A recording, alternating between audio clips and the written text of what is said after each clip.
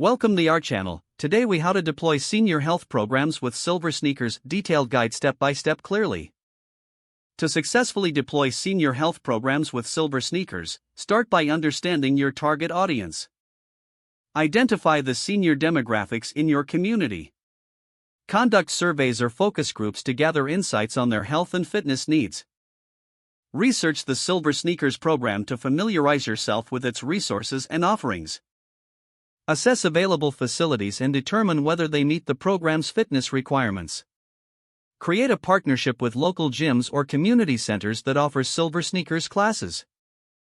Reach out to qualified fitness instructors who are experienced in working with seniors. Develop a comprehensive program schedule that includes a variety of classes tailored to different fitness levels. Promote the program through local senior centers, healthcare providers, and community newsletters. Utilize social media platforms to spread awareness and attract participants. Organize introductory workshops or free trial classes to engage seniors and encourage sign-ups. Ensure proper registration processes are in place for participants to sign up easily. Provide ongoing support and resources for collect feedback from members regularly to improve the program and address their needs. Monitor attendance and participation levels to assess program success. Make adjustments to the program based on insights and participant suggestions. Celebrate milestones and achievements within the program to foster community spirit. Share success stories to motivate and inspire others to join the initiative. Continuously evaluate the overall impact of the program on participant health and wellness. If the page does not load, refresh the browser or try again in a private or incognito window. Make sure you are using the correct email address, then retype it carefully to avoid small typos.